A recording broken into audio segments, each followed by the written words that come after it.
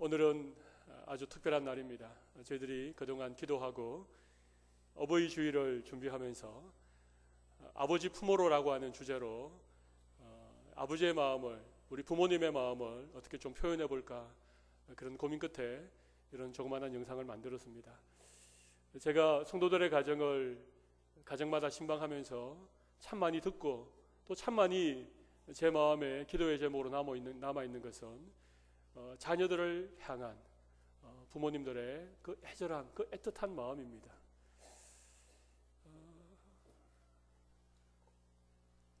겨울에 불이 잘 들어오지 않는, 보일러는 고장이 나고 또 오래된 집이어서 창문틈 사이로 찬바람이 이렇게 불어오는 그런 집에 홀로 계시면서도 우리 부모님의 한결같은 걱정은 자녀들에 관한 것이었습니다.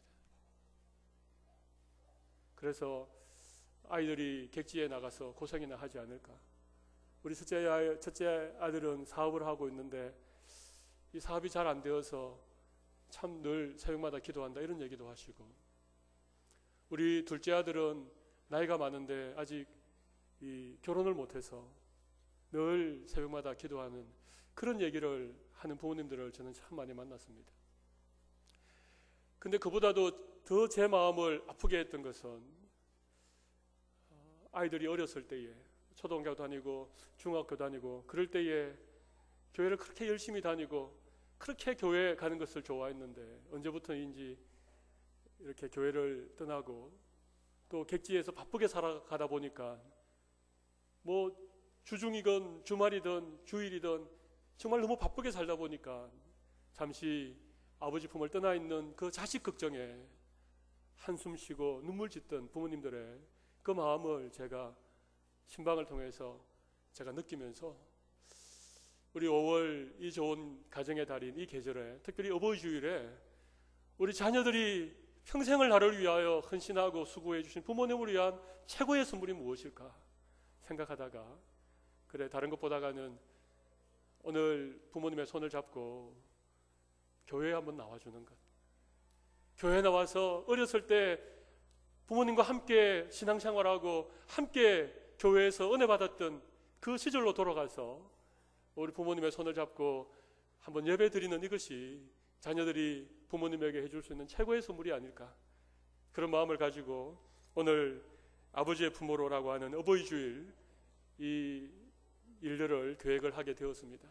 아마 들어오실 때에 장미를 한 송이 받으신 분들은 분명 오랜만에 교회를 오시는 분들일 겁니다. 많은 분들이 장미 한 송이를 들고 부모님과 함께 들어오는 모습을 제가 앞에서 지켜보면서 제 가슴이 뜨거워졌습니다. 그렇게라도 오늘 이 주일 예배에 오신 여러분들에게 하나님의 큰 은혜가 임하시기를 바랍니다. 부모님의 여러분을 향한 그 사랑과 그 아름다운 마음들이 여러분의 마음속에 다시 한번 전달되어지고 다시 한번 부모님에 대한 사랑과 또 그 귀한 마음들이 회복되는 은혜를 주시기를 바랍니다. 오늘 우리 교회 여러분들이 오셨겠지만 오랫동안 병상에서 투병하시고 회복하셨던, 우리가 늘 기도했던 우리 정주화 성도님도 오늘 이 자리에 함께 하셨습니다. 얼마나 감사한지 모릅니다. 휠체어를 타고 오셨는데 너무너무 감사합니다. 그리고 오늘 영상에도 잠시 나왔지만 우리 집사님의 아드님도 오늘 이 자리에 오셨습니다. 참 감사합니다. 오늘 여러분에게 뜻깊은 시간이 되시고 예전에 그 아름다웠던 추억을 다시 한번 떠올리는 귀한 은혜의 시간이 되시길 바랍니다. 오늘 우리가 함께 읽었던 누가복음 15장은 너무나도 잘 아는 말씀입니다. 우리 예수님께서 잃어버린 양에 대하여서, 또 잃어버린 동전에 대하여서, 그리고 잃어버린 아들에 대하여서 그렇게 비유로 말씀하고 있는 귀한 말씀입니다.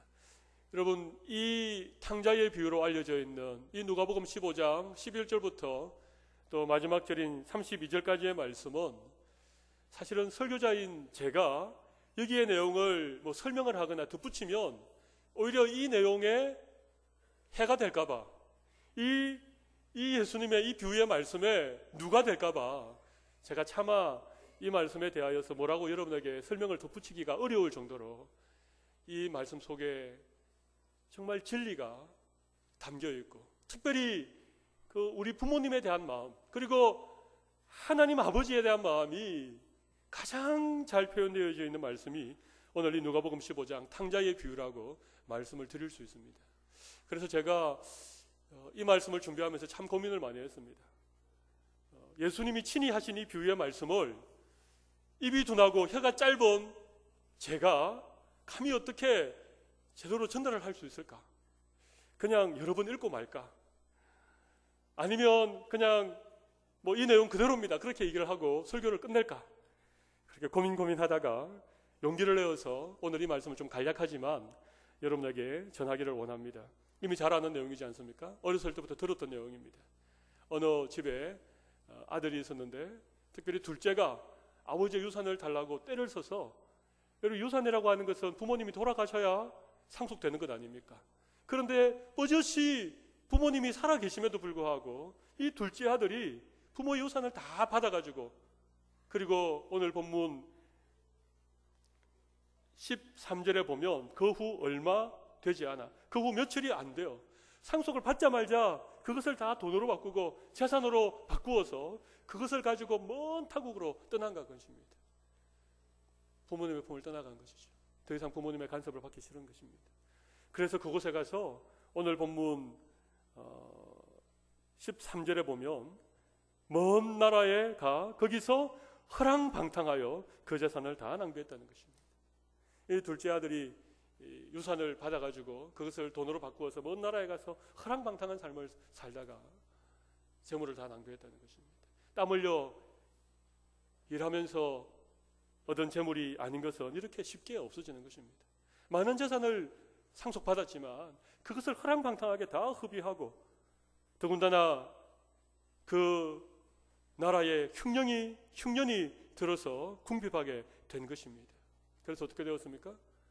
그 나라의 사람 하나에게 붙여서 살아가는데 들어가서 돼지를 치는 그런 자리에 놓이게 된 것입니다.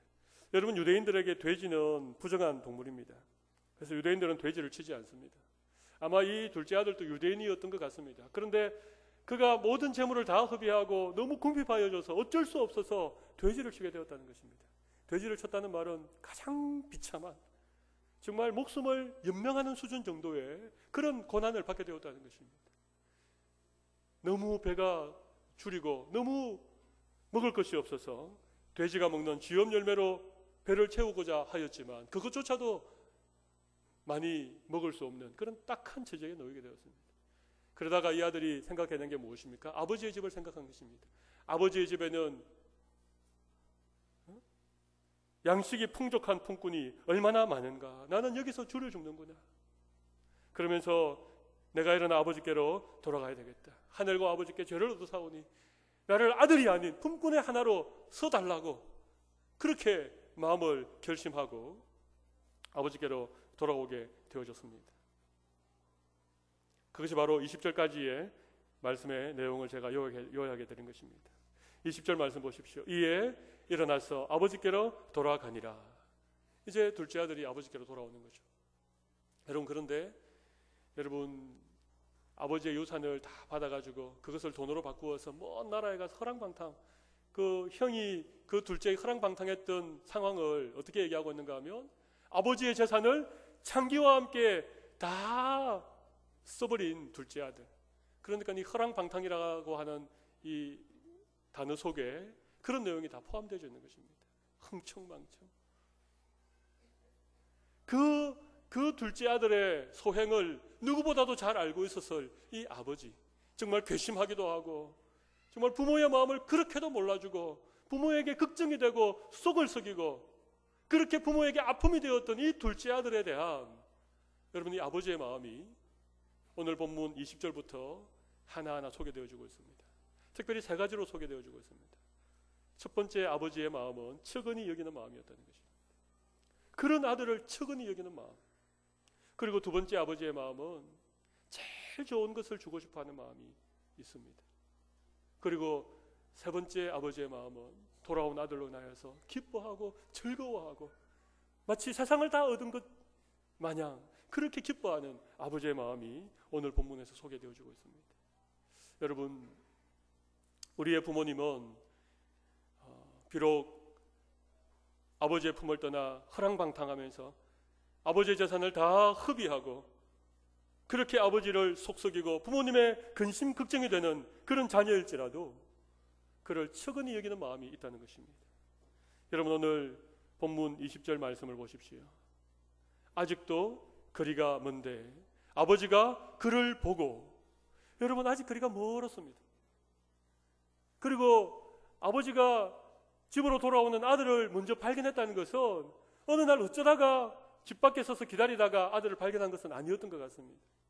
아들이 재산을 모아가지고 집을 나간 그 바로 다음 날부터 늘 아버지는 습관처럼 저녁에 해가 뉘엿뉘엿 넘어갈 때면 동구 밖에 나와서 멀리를 바라보면서 혹시나 아들이 오늘이나 내일이나 돌아오지 않을까 그렇게 기다리고 계셨던 것입니다. 그래서 아들이 돌아오는 모습을 거리가 먼데도 먼저 발견을 하고 아버지의 마음에 측은히 여기는 마음이 들었다는 것입니다. 여러분이 측은히 여기는 마음이라고 하는 것은 영어로 보면 아들이 내 마음 속에, 내 가슴 속에 있다라고 하는 그런 표현입니다. 여러분이 측은이라고 하는 이 표현은 하나님의 자비와 긍휼을 의미하는 그런 단어의 내용과 똑같은 의미를 담고 있는 것입니다. 여러분, 그래서 이 아버지가 아들을 측은히 여기고 달려갔다는 것입니다. 아버지의 나이가 젊은 분은 아니신데 노구를 이끌고 아들을 향하여 달려갔다는 것입니다. 지팡이도 내어 던지고 불편한 허리가 아픔에도 불구하고 아들을 발견하고 아들을 향해 달려갔다는 것입니다. 그리고 목을 안고 입을 맞추었다. 허깅을 한 거죠. 와락 아들을 안은 것입니다. 그리고 입을 맞추었습니다. 입을 맞춘다고 하는 것은 그 당시의 어떤 풍습에 의하면 공동체 이론으로 받아들여지는 것. 그래서 고린도전서 16장 20절에 보면 거룩한 입맞춤으로 서로 무난하라. 여기 입맞춤이라고 하는 것은 한 가족이라고 하는 것을 의미하는 것입니다. 여전히 너는 내 가족이고 여전히 너는 내 아들이고 너는 내 피를 나누는 내 자녀라고 하는 것을 확인시키는 것이 입을 맞추는 것입니다. 이 아버지는 거지몰골을 하고 터벅터벅 걸어오는 그 아들을 향하여 달려가서 목을 끌어안고 입을 맞추는, 여러분 여기에 한마디도 나와 있지 않는 것이 내가 왜 이제 왔냐? 가서 뭐 했냐?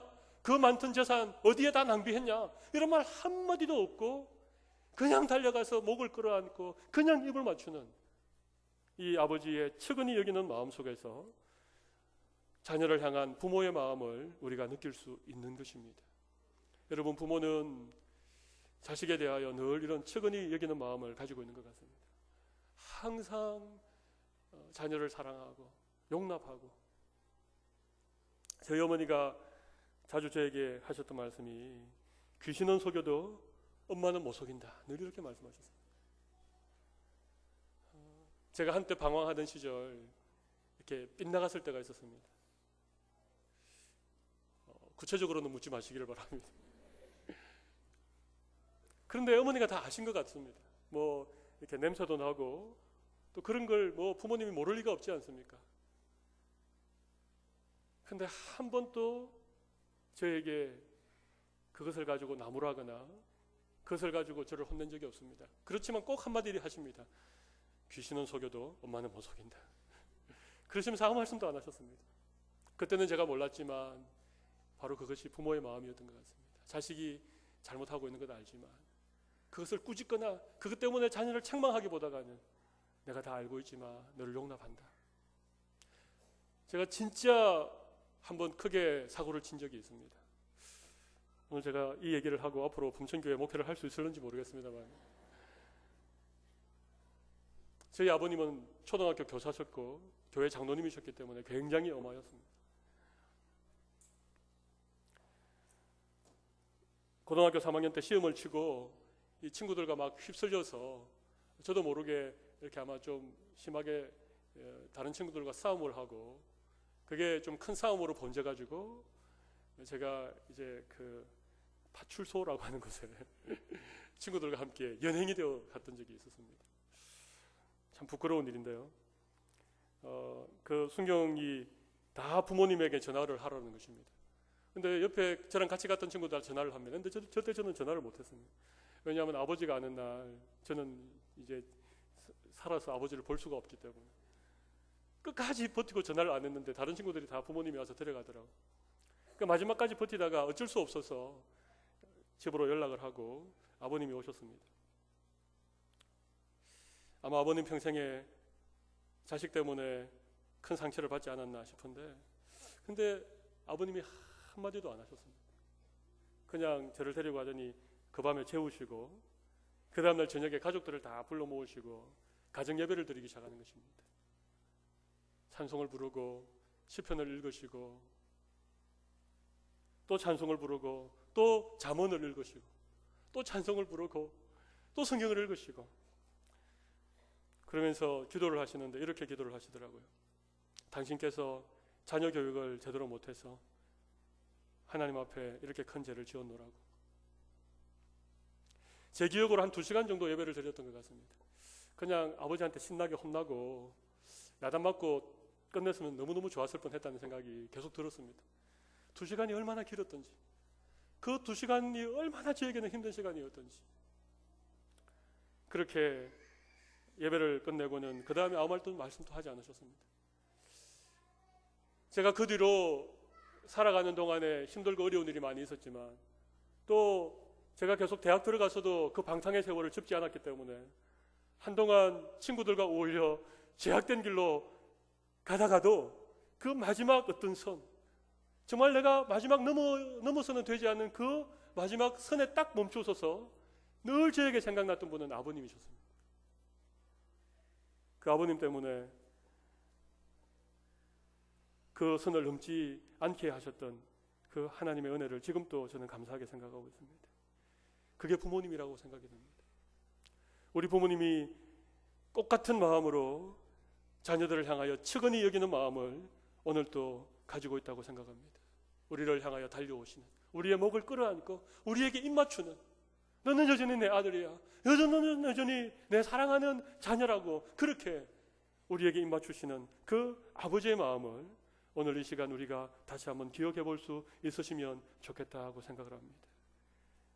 우리의 하늘 아버지, 우리의 하나님 아버지도 우리를 아무런 조건 없이, 아무런 이유 없이 사랑해 주시는 분이십니다. 독생자 예수 그리스도를 우리 위하여 십자가에 내어놓으시면서까지 있는 모습 그대로 우리를 받아주시고 우리를 언제든지 달려와 끌어안아 주시고 입맞춰 주시는 바로 그분이 우리를 측은히 여기시는 우리의 하늘 아버지이심을 믿습니다. 오늘 이 아버지의 사랑과 이 하나님 아버지의 우리를 향한 이 측은히 여기는 마음이 우리의 마음에 전달되는 귀한 은혜를 주시기를 바랍니다. 이 아버지가 그렇게 아들의 목을 끌어안고 입을 맞추고 난 다음에 22절에 보면 뭐라고 얘기하고 있습니까? 아버지는 종들에게 이르되 제일 좋은 옷을 내어다가 입히고 손에 가락지를 끼우고 발에 신을 신기라. 여러분, 그 둘째 아들의 옷이 얼마나 남루해졌겠습니까? 돼지를 치고 쥐염열매로 그렇게 목숨을 연명했으니까 얼마나 남루한 옷을 입었겠습니까? 근데 그 옷을 다 벗겨주시는 것입니다. 그리고 그 집에서 제일 좋은 옷, 여기 제일 좋은 옷은 이 혼인 예식을 할 때, 혼인 잔치를 할 때 입는 가장 좋은 옷입니다. 바로 그 옷을 아들에게 입히고 그 다음에 손에 가락지를 끼우게 했습니다. 여러분, 이 가락지는 인장 반지를 의미합니다. 이 가락지는 자녀의 권리를 얘기하는 것입니다. 여러분, 우리가 그 창세기에 보면 애굽 왕 바로가 요셉에게 인장 반지를 주면서 하는 얘기가 나와 있습니다. 창세기 41장 42절에 보면 바로가 요셉에게 자기의 인장 반지를 주어 요셉의 손에 끼우고 그에게 세마포 옷을 입히고 요셉을 애굽의 총리 대신으로 삼고 왕의 권한을 줄 때에 그에게 반지를 끼워준 것입니다. 아버지가 아들에게 가락지를 끼웠다라고 하는 것은 아들로서의 모든 권리를 회복시켜준다는 의미입니다. 그가 비록 유산을 다 상속받아가지고 아버지를 배신하고 아버지의 속을 썩였던 그 아들이지만, 허랑방탕하게 세월을 낭비한 그 아들이지만, 이 아버지가 아들에게 제일 좋은 옷을 입히고 반지를 끼워주면서 그의 모든 아들로서의 권리를 회복시켜주고 있는 이런 광경을 오늘 우리가 보게 되어지는 것입니다. 요한복음 1장 12절 영접하는 자 곧 그 이름을 믿는 자들에게는 하나님의 자녀가 되는 권세를 주셨으니 우리가 예수 그리스도를 구주로 영접하고 예수님을 믿을 때에 이 권세를 주셨다는 것입니다. 가락지를 끼운다라고 하는 말이 바로 자녀의 권세를 주신다는 그런 의미를 가지고 있는 것입니다. 오늘 사랑하는 성도 여러분에게 이 하늘 아버지의 자녀가 되는 권세를 하나님께서 주실 줄로 믿습니다. 여러분, 신을 신긴다라고 하는 것은 어떤 자유자의 자격을 주는 것입니다. 여러분, 신을 벗는 것은 종들은 신을 벗습니다. 그러나 신을 신긴다는 것은 그가 다시 한번 자유인이 되었다는 것, 그가 돼지를 치는 그런 어떤 종이 아니라 종의 신분을 벗어버리고 자유인으로서 새로운 삶의 출발을 의미하는 것입니다. 여러분, 이스라엘이 얼마나 황무한 곳입니까? 그 광야, 그 거친 땅을 신을 신지 않고 걸어갈 수 없는데 신을 신겼다라고 하는 것은 이제 다시 참된 자유인으로서 아버지의 어떤 자녀의 권세를 가지고 당당하게 세상을 살아갈 수 있는 그런 자격을 하나님께서 회복시켜 주셨다, 그런 의미가 되는 것입니다. 여러분, 마지막 세 번째로 아버지는 아들에게 어떻게 하였습니까? 잔치를 베풀었습니다. 23절에 보면 살찐 송아지를 끌어다가 잡으라, 우리가 먹고 즐기자. 여러분, 탕자가 돌아왔을 때 제일 슬퍼했던 것이 누구겠습니까? 살찐 송아지가 제일 슬퍼했겠죠. 그러나 아마 살찐 송아지도 이 둘째 아들이 돌아와서 그 기쁨의 잔치에 음식으로 자기가 희생되는 걸 좋아했는지도 모르겠습니다. 아무튼 살찐 송아지를 잡은 것입니다. 여러분, 그 당시 양이나 염소 이런 것들이 중요한 가축이었지만 여러분, 어린 송아지는 그 가정의 제일 중요한 재산 목록이었습니다. 그런데 둘째 아들이 돌아왔을 때에 아버지가 제일 좋은 옷을 입혔을 뿐만 아니라 가장 살찐 송아지를 잡아서 잔치를 벌리고 먹고 마시고 즐거워하자. 아버지의 기쁨이 충만한 것입니다. 여러분, 하나님의 우리 육신의 아버지, 우리 육신의 부모님의 가장 큰 기쁨도 저는 다른 것이 아니라고 생각합니다. 자녀가 좋은 선물을 가지고 그렇게 부모님을 찾는 것, 그것도 기쁨이 되겠지요. 어버이날 또 이 값진 것을 드리고 또 좋은 음식을 먹여드리고 또 좋은 곳에 가서 구경을 시켜드리고 이것도 부모님의 마음에 기쁨이 되겠지요. 그러나 진짜 부모님의 마음에 즐거움이고 기쁨이 되는 것은 자녀가 부모님의 품으로 돌아오는 것입니다. 자식이 주는 선물, 자식이 데려가는 좋은 곳이 아니라 바로 그 자녀 그 자체, 그냥 우리 자신이 부모님에게 다시 기쁨이 되어지는 것, 우리 자신이 다시 부모님의 품으로 돌아와서 다시 부모님들과 함께 한 가족의 그 사랑을 나누고 또 부모님들이 가지고 있는 그 믿음의 자리에 우리가 함께 참여하면서 하늘 아버지의 한 가족이 되어지는 천국 백성으로서 믿음의 삶을 회복하는 것, 그것이 우리 부모님에게 가장 큰 기쁨이 아닌가라고 생각을 하는 것입니다. 여러분, 오늘 이 아버지가 얼마나 기쁘고 얼마나 마음에 즐거움이 있었던지 살찐 송아지를 잡고 잔치를 벌리고 함께 먹고 즐거워하는 이 천국 잔치를 벌리고 있는 것을 우리가 보게 되어집니다. 사랑하는 성도 여러분, 오늘은 특별한 날입니다. 오늘은 우리 자녀들이 아버지의 품으로 돌아오는 아주 귀한 날입니다. 아마 우리 부모님들 중에는 마음에 기쁨이 있는 부모님들이 계신가 하며 마음에 안타까움이 있는 부모님들이 혹 있을지 모르겠습니다. 그러나 여러분, 부모님들의 그 눈물이 흐르는 방향으로 우리의 자녀의 삶이 결정되어질 줄로 믿습니다. 눈물의 기도가 있는 자녀는 결코 잘못되지 않음을 믿습니다. 오늘 비록 이 자리에 못 왔다고 할지라도 여러분들이 매일 새벽 자녀들을 위하여서 흘리는 그 눈물이 결코 헛되이 돌아가지 않음을 믿습니다. 언젠가는 하나님께서 자녀들의 걸음을 이곳으로 인도해 주시고 그들이 비록 객지에서 그들이 비록 험한 세상을 살아가지만 새벽마다 흘리는 부모의 그 눈물의 기도를 힘입어 오늘 또 사람 노릇하면서 자기의 그 자리에서 최선의 삶을 살아가고 있으리라고 믿습니다. 특별히 오늘 부모님의 마음에 즐거움을 드리고 부모님을 기쁘시게 하기 위하여서 원근각처에서 이 자리에 오래간만에 나오신 자녀들이 계시다면 오늘 이 말씀을 통하여서 부모의 마음을 조금이나마 이해하고 헤아릴 수 있는 시간이 되면 참 좋겠습니다. 그래서 오늘이 여러분에게 큰 기쁨이 있는 날, 여러분의 가정에 하나님의 은혜의 회복이 있는 그런 귀한 날이 될 수 있도록 하나님 우리 모두에게 은혜를 주실 줄로 믿습니다.